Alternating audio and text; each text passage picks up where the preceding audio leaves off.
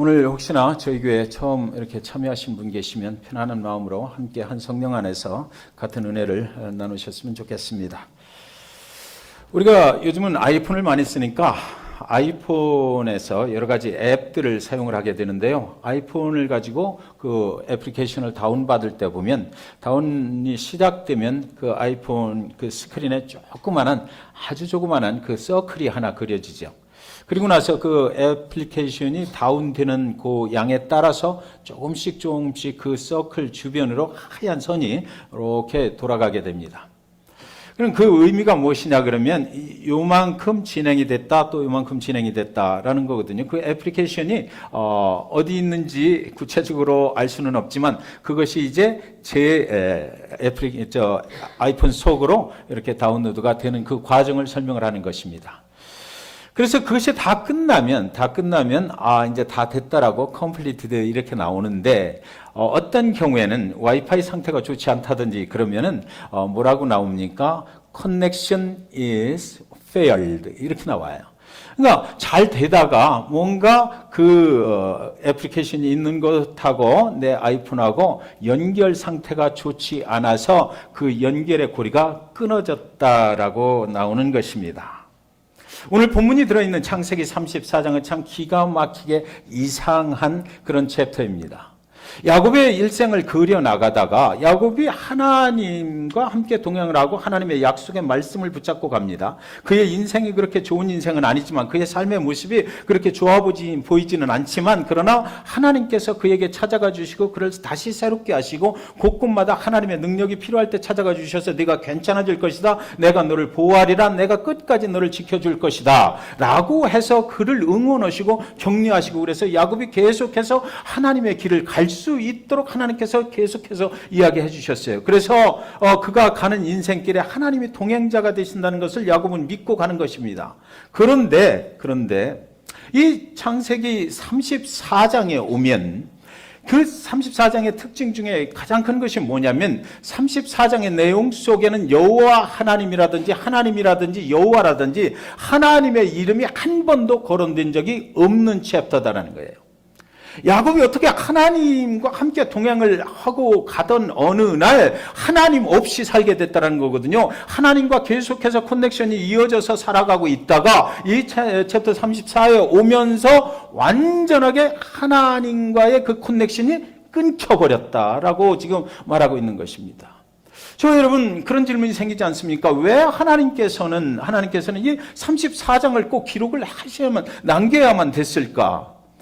우리가 계속해서 하나님과 좋은 결과를 맺어가고 하나님 안에서 계속 축복된 삶을 하나님과 연결해서 살아가는 것 그것이 기록되어 있어야 우리도 거기에 도전받고 나도 그렇게 살아가야 해야 되겠다라고 그렇게 각오하고 결단을 할 텐데 그런데 오늘 34장에는 하나님 없이 하나님과는 단절돼 버린 그런 상태에서 야곱이 살아가는 그 인생의 모습 그래서 하나님 없이 살아가는 그 인생이 얼마나 피폐하고 얼마나 죄악스럽고 얼마나 잘못된 인생인지를 거기다 기록을 해 놓으셨다라는 것입니다. 저와 여러분이 인생을 살아가면서 모르겠어요. 저는 그렇더라고요. 하나님을 의지하고 하나님을 신뢰하고 지치고 실망될 때도 하나님께서 잡아주시고 그러면서 또 하나님과 함께 가요. 그러다가 어느 날 정말 하나님이 원망스럽고 하나님을 떠나버리고 싶은 때가 있거든요. 그래서 내 의지적으로 내가 다시는 하나님을 안 믿었으면 좋겠다. 이런 하나님 같으면 내가 뭐하러 믿나? 라고 생각이 들 때도 있고 또 어떤 경우에는 내가 하나님이 원하시는 이런 삶을 살다 보면 내 인생이 별로 도움이 안 될 것 같다라는 생각이 들어서 하나님을 의도적으로 외면해버리고 내가 하고 싶은 곳으로 뛰쳐나가버리는 이런 적도 있단 말이죠. 그래서 오늘 34장에 있는 내용은 바로 저와 여러분이 하나님과 함께 동행하는 삶을 살다가 어느 날 내가 하나님 없이 좀 살아봤으면 좋겠다. 그래서 하나님을 내 의지로 외면해버린 상태에서 살아갈 때 과연 우리는 어떤 삶을 살게 되는지를 보여주는 그런 본보기로 하나님께서 기록해 놓으셨다라는 것입니다. 야곱이 형 에서의 장자권을 가로채고 발각이 되던 날 하란의 그 외삼촌 댁으로 멀고 먼 곳으로 도망을 쳐버립니다.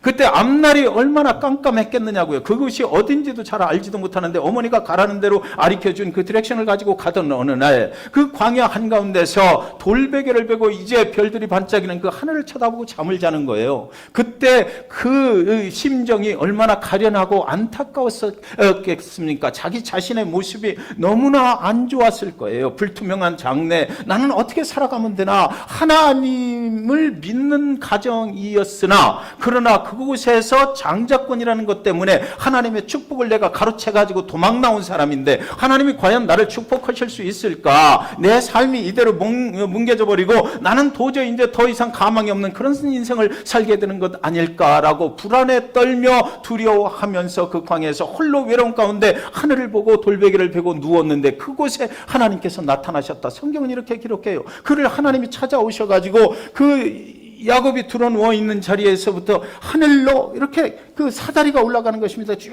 꿈속에 사다리가 올라가고 그 사다리를 타고 내리는 사람들이 있어서 꿈속에서 보니까 하나님의 천사들이 거기를 오르락내리락 하는 거예요. 그러니까 야곱이 하고자 하는 그 하나님을 간절히 사모하는 그 마음을 이 하나님의 천사들이 야곱의 영혼 속에서 끄집어내서 올려가는 거죠. 하늘에 하나님께로 올려주는 겁니다. 그때 그 사다리 맨 끝에 하늘 천장에 그 하나님께서 나타나셔서 그 야곱에게 말씀을 하시는데 창세기 28장 15절에 뭐라고 말씀하시냐면 내가 너와 함께 있어 내가 어디로 가든지 너를 지키며 너를 이끌어 이 땅으로 돌아오게 할지라 내가 내게 허락한 것을 다 이루기까지 너를 떠나지 아니하리라 하신지라. 여러분 저 말씀을 잘 보셔요. 그때 야곱의 심정은 그런 심정이었지만 하나님께서는 야곱을 찾아오셔서 하시는 말씀이 뭐냐면 내가 너와 항상 함께 있을 것이다. 내가 어디로 가든지 너를 지키고 너를 이끌어서 다시 이 땅으로 돌아오게 할 것이다라는 그 약속의 말씀을 주시는 것입니다. 여기서는 지금 사기꾼이 돼서 도망자가 돼서 도망가는 형편이지만 그러나 내 고향으로 분명히 돌아올 수 있도록 내가 만들어 주겠다라고 약속을 하셨던 것이에요.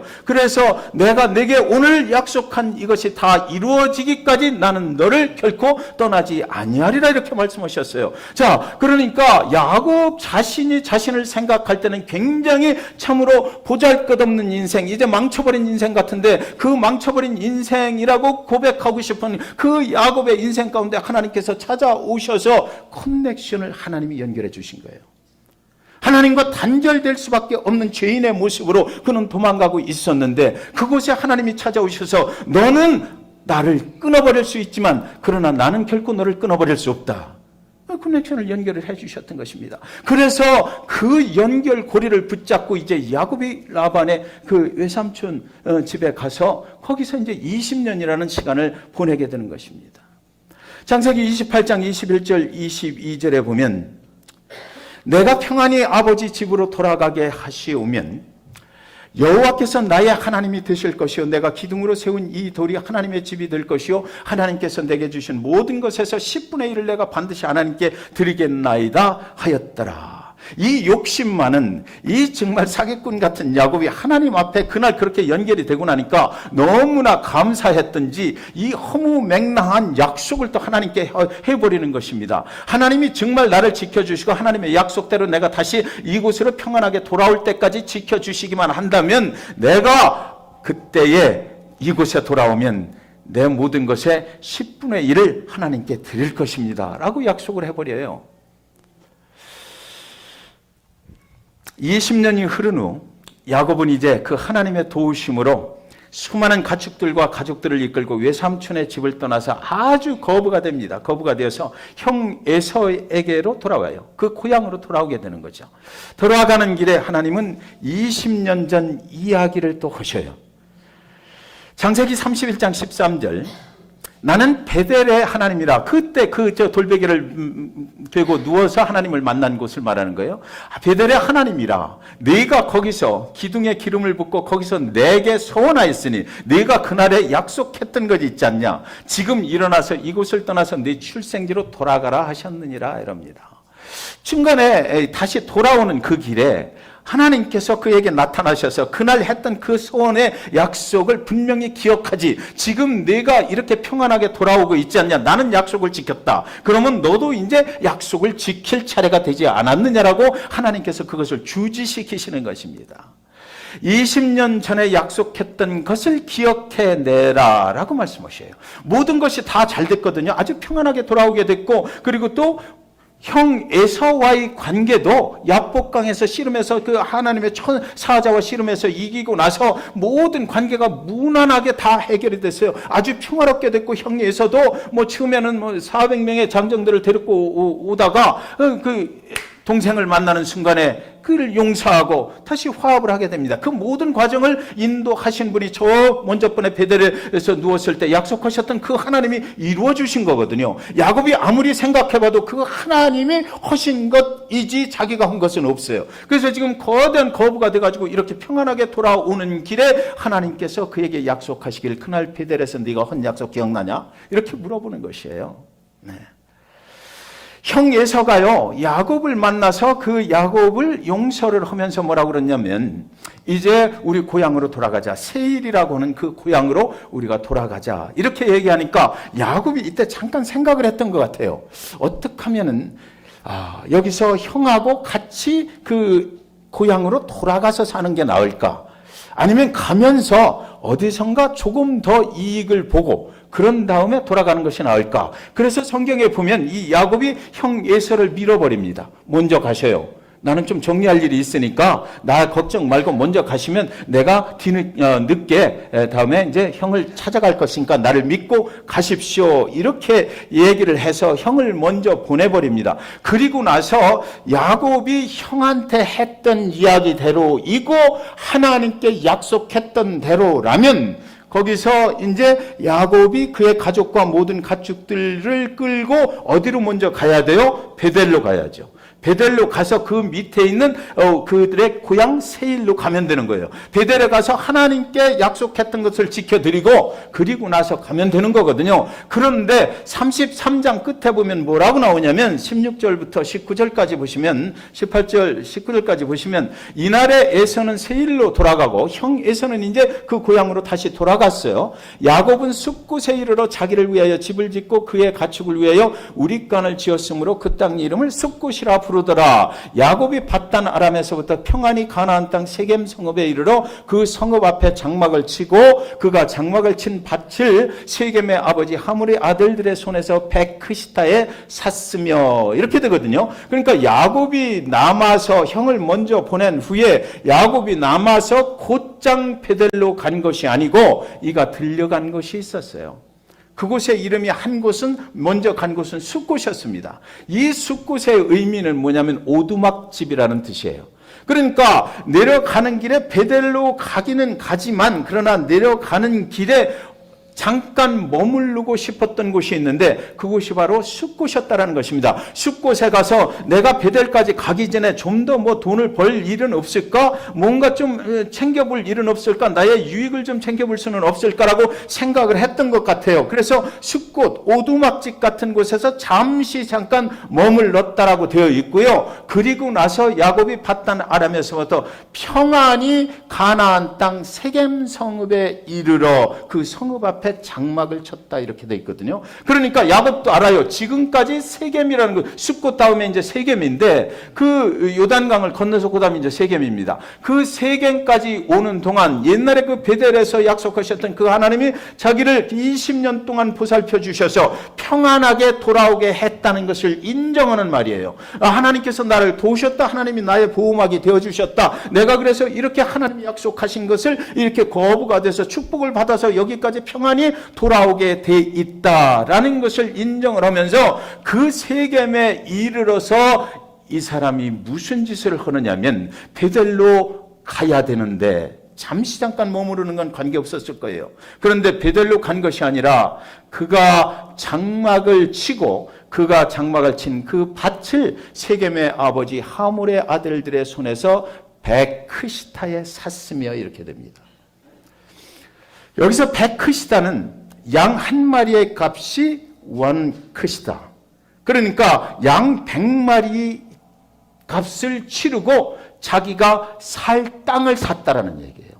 나는 여기서 그 돈을 그 정도 치르고서 거기서 장막을 치고 그 땅을 샀다라는 의미는 무엇을 얘기합니까? 잠깐 있다 가려고 한 것이 아니라 내가 여기서 눌러 앉아야 되겠다라고 했던 거죠. 내가 베델로 하나님의 약속했던 거 지키고 가는 것보다 아니면 여기서 오랫동안 좀 더 많은 돈을 벌어야 되겠다라든지 아마 너무나 매력적이었던 것 같아요. 그 세겜이라는 땅이. 왜 또 신앙적으로도 우리가 변명거리가 생기는 것이 이 세겜 땅에서 그 전에 아브라함한테서 무슨 일이 있었냐면 아브라함이 그 막벨라 굴을 샀던 데가 바로 여기거든요. 그러니까 누구한테 얘기하기도 참 좋은 곳이에요. 우리 신앙의 조상들이 여기서 그렇게 했던 곳이기 때문에 나도 여기 있어야 되겠다라고 얼마든지 변명거리를 제공해 줄 수 있는 이 세겜 이곳에서 나는 더 머물러야 되겠다라고 비싼 돈을 주고 좋은 땅을 거기서 사서 그곳에 머무르게 됐다라고 성경은 말하고 있는 것입니다. 형과 헤어진 야곱 잠시 숲곳에 머물렀고 거기서 많이 망설였을 것 같아요. 여기서 더 살까? 그런데 들려오는 소리에 요단강을 건너 세겜에 가면 더 좋은 땅이 있다라고 했던 것 같습니다. 그래서 그곳으로 건너가서 보니까 정말 매력적인 도시이고 화려하고 아주 사람을 유혹하고 그곳에 있으면 정말 장사가 잘 될 것 같고 그곳에 있으면 졸지에 부자가 될 것 같고 내 재산을 너무나 많이 늘릴 것만 같은 그런 도시, 그곳에 가서 까마득하게 베델로 가는 것은 잊어버리고 이제 이곳에서 내가 더 거부가 돼야 되겠다라고 생각했던 것 같습니다. 그런데 여기 이제 그곳에 머무르기 위해서 하나님이 기억하셨던 그 약속으로부터 자기가 해방이 돼야 되잖아요. 자기가 하나님과 함께 동행을 계속하려면 하나님과 함께 어디로 가야 돼요? 베델로 가야 돼요. 베델에서 기다리시는 그 하나님을 찾아가야 됩니다. 그곳이 베델이 하나님의 전이었거든요. 그 인생을 하나님의 축복의 약속을 받았던 걸 그곳으로, 내가 그곳으로 돌아가서 하나님께 그날에 그 약속을 평안히 내가 거기까지 돌아오게 하신다면 내가 11조를 드리겠습니다. 약속했던 그곳으로 그는 돌아가면 되는 거예요. 그런데 그가 이 세겜을 보는 순간에 그의 마음이 변했어요. 그곳으로 가는 것보다 이곳에서 세상적인 연락을 좀 즐기고 가면 어떨까? 그래서 그 땅을 사고 그곳에 정착을 하기로 결정을 했던 것입니다. 잠시 멈추는 것이 아니었어요. 숲곳에서 그 하나님과의 커넥션이 이어졌다 떨어졌다 망설였다가 이 세겜에 오는 순간 야곱은 자신이 의도적으로 하나님과의 커넥션을 끊어버렸다, 이렇게 되는 것입니다. 왜 그러냐고요? 34장의 내용이 온통 하나님이라는 이름이 전혀 등장을 하지 않기 때문이에요. 그 34장의 내용 자체는 하나님과 동행한 흔적이 전혀 없이 인간 야곱과 그 인간 야곱의 가족들만이 살아갔던 세상의 삶, 죄악된 삶을 거기 그려내고 있기 때문입니다. 야곱이 의도적으로 자기 스스로 그것을 끊어버렸기 때문입니다. 하나님과의 연결이 끊겨버린 그 야곱의 가정에는 과연 무슨 일이 일어났던 것일까요? 여러분 잘 들으시기 바랍니다. 사랑하는 딸 디나가 세겜이 너무 화려하고 매혹적인 도시였던 것만은 분명한 것 같아요. 그를 유혹하니까 하루 그 세상 구경을 하러 나갔습니다. 근데 세상 구경을 하러 나가서 그 다른 사람들을 보고 그 도시를 보다가 그곳에 있는 세겜 추장의 눈에 띄어서 그 추장이 그를 데려다가 강간을 해버립니다. 근데 이 성경에 보면 참 이상한 게, 그렇다면 강간당하고 났으면 어떻게든지 해서 집으로 돌아왔어도 되는 건데도 불구하고 그 성경 속에는 디나가 다시 돌아왔다는 말이 없어요. 어쩌면 디나도 그곳에서 그들과 함께 어울려서 사는 삶을 원했을지도 모르겠다라는 생각이 들도록 만들어버리는 것이 오늘 성경의 말씀입니다. 하나님과 전혀 관계없이 살아갈 때 하나님의 그 연결고리를 끊어버리고 의도적으로 나는 세상의 삶을, 죄악된 삶을 즐기면서 좀 살아봐야 되겠다라고 했을 때 그들의 의지는 뭐예요? 세상 속에 나가서 나도 저들처럼 세상에 마음껏 좀 즐겨봐야 되겠다 라는 생각이 있었던 거 아닌가라는 생각을 들게 만들어버리는 거죠. 그래서 그들이 이제 세겜 왕이, 세겜의 추장이, 강간을 하긴 했지만 이 여인을 가만히 보니까 너무 매혹적인 거예요. 내가 갖고 싶었던 여자가 바로 이 여자였다라는 것입니다. 그래서 결혼을 하자 이렇게 된 거죠. 그래서 결혼하기로 하고 그 집에 눌러 살고 있었던 것 같습니다. 근데 이제 야곱의 가족들이 이제 그 소식을 듣게 됐거든요.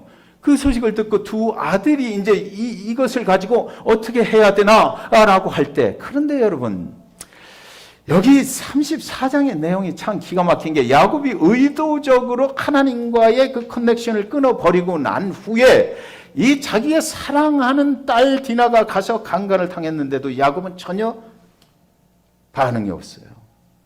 한마디도 딸을 어떻게 구해하면 되는 것인지 얘기가 없어요.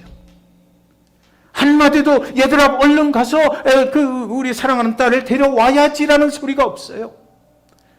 하나님의 마음을 가진 사람이라면, 하나님 앞에 정직하게 서 있는 사람은 이럴 수가 없다라는 것입니다. 자기 사랑하는 딸이 그곳에 가서 몸이 다 망가지고 있는데도 이 야곱은, 그 가정의 가장은 전혀 반응을 보이질 않아요. 그 마음속에 내 딸을 너희들이 잡아갔지, 이걸 가지고 어떻게 딜을 할 수 있을까라고 하지 않았을까.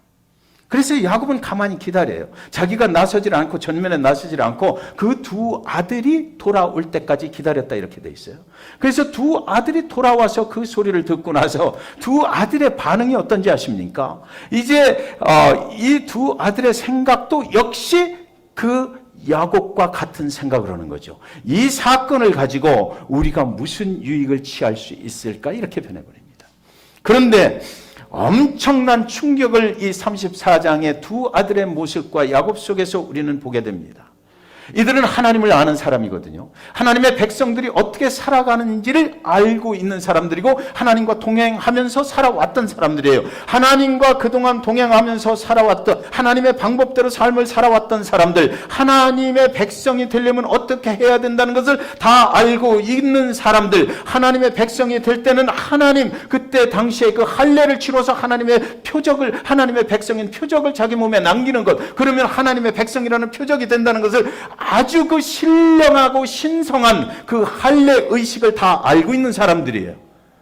그런데 이 세겜에 있는 사람들도 그 야곱의 가족들은 하나님을 믿는 백성이라고 알고 있었을 것이에요.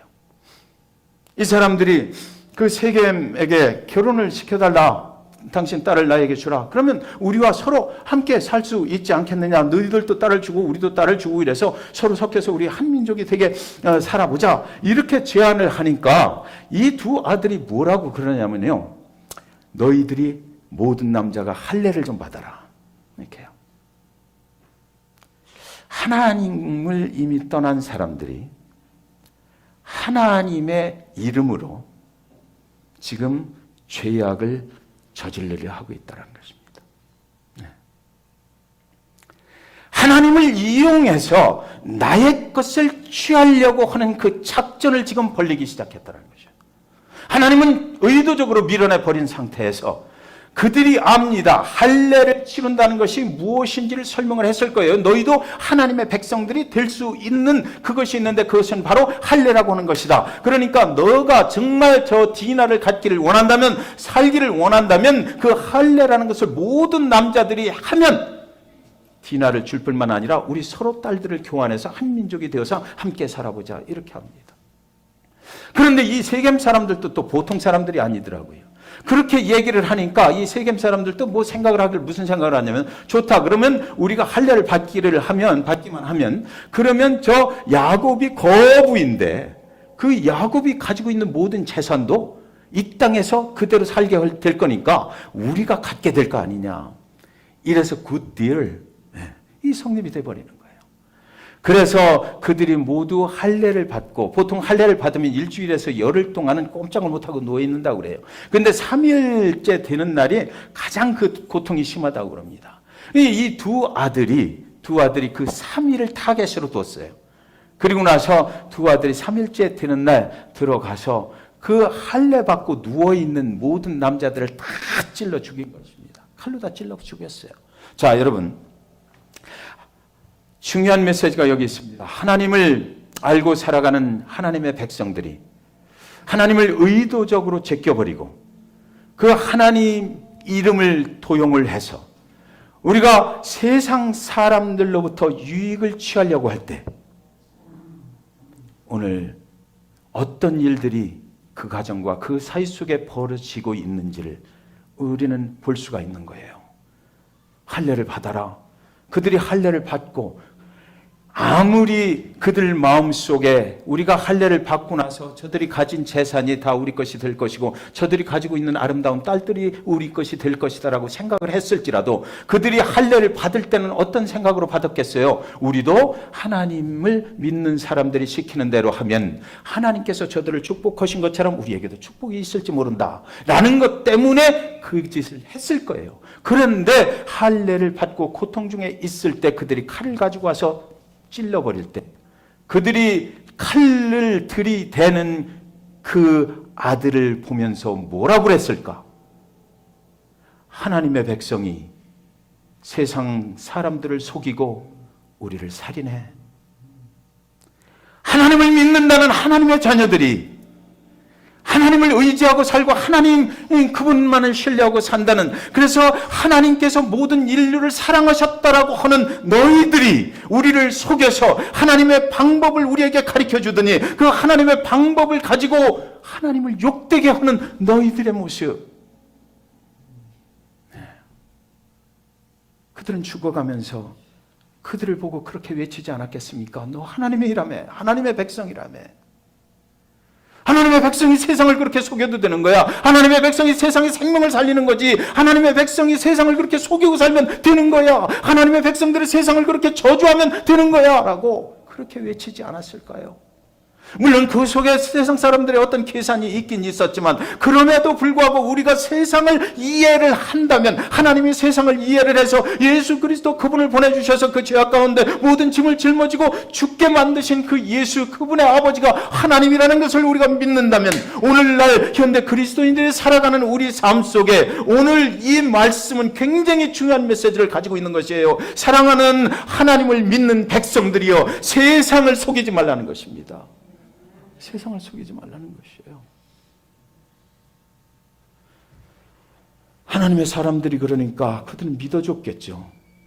어찌됐든 한번 믿어보자. 하나님의 방법대로 저들이 하겠지라고 믿었을 것이에요. 그러나 정작 그들이 하고 있는 일은 하나님의 이름으로 사람을 죽여버렸던 것이에요. 저와 여러분이 하나님의 백성으로 하나님을 믿고 살아가요. 우리는 정말 하나님의 백성다우게 세상을 향해 나아가고 있는 것인가? 때로는 세상 유혹이 그리워서, 때로는 세상 유혹을 견딜 힘이 없어서, 아니면 내가 의도적으로 하나님을 멀리하고 이때만큼은 하나님께서 눈 감아주시겠지, 하나님과의 커넥션을 완전히 끊어버린 상태에서 하나님이 모르실 거야 라는 그런 가정하에 가서 세상의 방법, 세상 사람들이 쓰는 그 방법보다 더 교활하고 더 잔인한 방법으로 우리는 세상에서 나의 유익을 취하려 하고 있지는 않은지. 이곳에서 34장 전체를 통해서 하나님이 침묵하시죠. 야곱도 침묵해요. 가장 피해를 입은 디나도 침묵해요. 아무도 말하는 사람이 없어요. 우리가 하나님과의 연결고리가 끊어지는 그 순간 아무도 말하지 않아요. 누구도 나의 삶을 제대로 인도해 줄 사람이 없어요. 그저 혼돈이고 악은 또 다른 악을 불러오고 보복은 또 다른 보복을 불러오고, 하나님이 안 계신 상태의 삶이라고 하는 것은, 하나님을 붙잡지 않고 살아가는 그 삶이라고 하는 것은 죄악이 죄악을 불러오고 보복이 보복을 불러오고 피해 전쟁이 또 다른 피해 전쟁을 불러오고 하나님의 이름으로 세상을 심판하고 정죄하고. 저와 여러분, 하나님을 믿는다고 하면서 우리가 그렇게 엄청난 높은 고지의 신앙을 가졌다고 생각하십니까? 오늘 성경은 말해요. 너희도 마찬가지다. 너희도 마찬가지다. 이 야곱이 침묵하는데 언제까지 침묵하는지 아십니까? 34장 29절에 그들의 모든 재물을 빼앗으며 그들의 자녀와 그들의 아내들을 사로잡고 집 속의 물건을 다 노략한지라. 그런 다음에 이제 야곱이 뭐라고 얘기를 해요. 그런 다음에 이때까지 야곱은요 쥐죽은 듯이 숨어 있는 거예요. 아무 소리도 안 하고.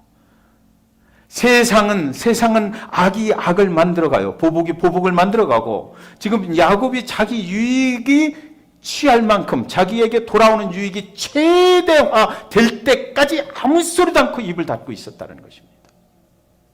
그들을 다 죽이고 그 병사들에서 그 남자들 가운데서 그 모든 재물을 다 취득을 합니다. 그 두 아들이 다 그걸 가지고 돌아와요. 그러니까 거부가 됐겠죠. 더 거부가 된 거예요. 모든 것을 다 빼앗고 나서, 세상의 방법으로 모든 것을 빼앗고 나서 그 다음에 뭐라고 그러냐면, 야곱이 너희가 지금 잘못했다. 이렇게 되면은 결국 내가 피해를 입을 거 아니냐. 저 사람들이 이제 나중에 우리보다 훨씬 많은데 그럼 나를 가만두겠느냐 해서 뭐라고 그러냐면, 우리가 빨리 여기를 도망가야지라는 신호를 주는 것입니다. 그때까지 가만히 있었던 야곱, 한 가정의 믿음의 가장이 하나님과의 관계를 끊어버리는 순간, 그 속에는 엄청난 죄악과 보복의 피해 전쟁이 거기 있었다. 그것을 말릴 사람이 아무도 없었다라는 것입니다. 왜 이런 일이 벌어진 것입니까? 가다 말고 멈췄기 때문이에요. 가다 말고 멈춰서 그래요. 그는 베델로 그냥 달려갔어야만 됩니다. 혹시나 그런 생각이 들더라고요. 옛날에 그 베델에서 하나님께 서원했던 그것 때문에 그랬을까? 여기서 좀 더 모아가지고 가면 거기 가서 하나님께 드린다고 약속했던 거 넉넉하게 더 잘 드릴 수 있지 않을까? 내가 더 많은 재산을 가지면, 내가 더 많은 것들을 획득을 하게 되면 하나님께 드릴 것도 더 커지니까 하나님도 더 기뻐하시지 않으셨을까?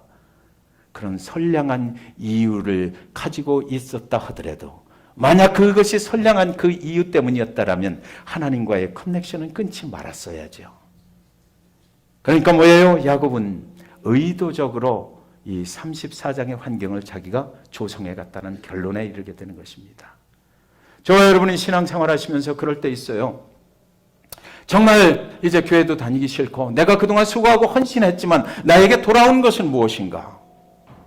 하나님의 약속의 말씀을 믿고 내가 정말 하나님의 축복권 안에서 하나님의 보호하심을 받고 그동안 살아왔는데 결국 남은 것은 상처뿐이고 내가 더 이상 이렇게 살 수가 없다. 그래서 의지적으로 나는 죽어도 이제 교회 안 갑니다. 나는 죽어도 하나님 안 믿을 겁니다라고 하나님을 피해 도망가고, 그리고 나서 세상 속에 내 던져지는 그런 인생의 길을 가고 싶었던 그런 적은 혹시 없으시냐고요.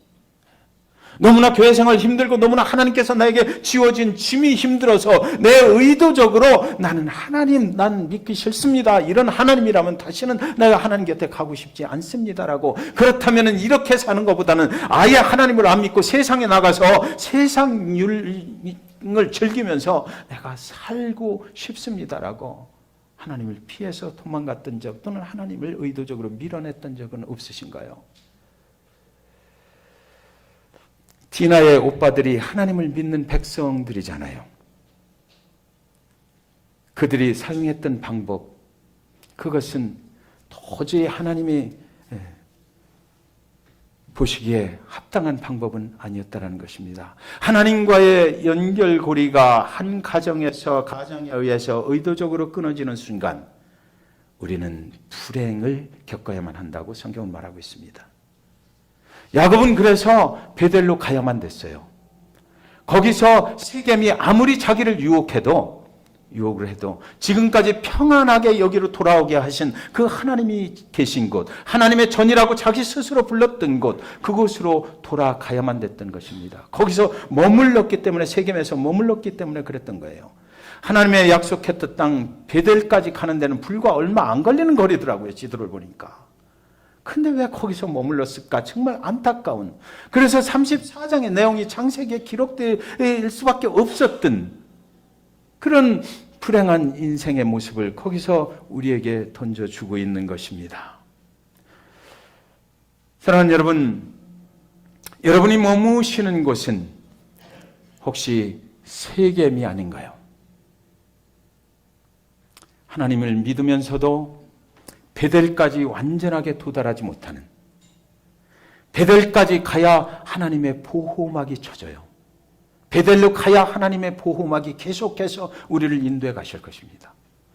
그런데 베델을 가기 전에 세겜에서 머무르기로 결정하고 하나님을 밀어내는 순간 하나님도 그 보호막을 걷어가셨다라는 것입니다. 하나님은 침묵했어요. 그들의 삶에 개입하실 수가 없었던 것이에요. 하나님이 머무르라 하신 곳은 세겜이 아니라 베델이기 때문이에요.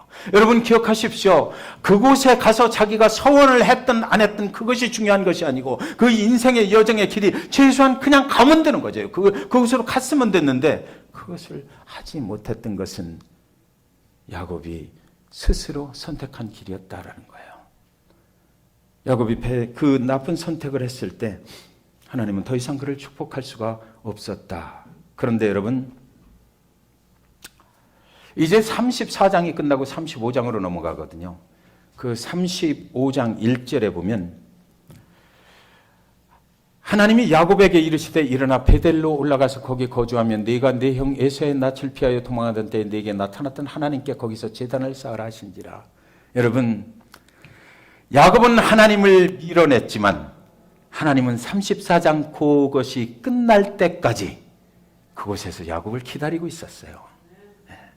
그래서 34장에서 야곱이 그 가족들이 팍하고 튀어나오는 순간, 그 순간을 기다리셨다가 하나님께서 꽉 잡고 그래 이제 늦지 않았어, 지금이라도 내가 베델로 데려가 줄게, 이렇게 했던 것입니다. 자, 여기서 이제 결론입니다.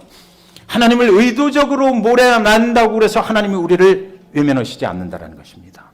여러분, 우리는 쉽게 그렇게 생각해요. 내가 과거에 하나님을 외면하고자 했고 하나님을 피해서 도망가고 싶었고 하나님 당신이 없이 나는 세상 연락을 즐기면서 살고 싶었습니다. 세상의 욕정에 빠져서 살았던 과거가 있습니다. 그렇지만 하나님께서는 나를 외면하시지 않고 나는 그를 외면했으나 그분은 나를 외면치 않으셨다라는 것입니다. 그래서 이사야서 53장 6절은 이렇게 말합니다. 우리는 다 양 같아서 그릇 행하여 각기 제 길로 갔거늘 여호와께서는 우리 모두의 죄악을 그에게 담당시키셨도다. 저와 여러분, 그래서 우리는 하나님이 필요한 거 아니겠습니까? 하나님 그분 앞에 우리는 더 나가야만 돼요. 하나님이 가라는 길을 가는 거예요. 설령 우리를 유혹하는 많은 것들이 있지만 그러나 그때마다 오늘 말씀을 기억하시기 바랍니다. 하나님 앞에 하나님이 원하시는 것으로 더 나가면 하나님이 그 약속을 지키시고 축복해 주실 것입니다. 잭슨빌 중앙교회 성도님들 가정과 교회 가운데 그런 하나님께 계속해서 더 나아가시는 그런 축복이 임하시기를 주님의 이름으로 간절히 축원드립니다.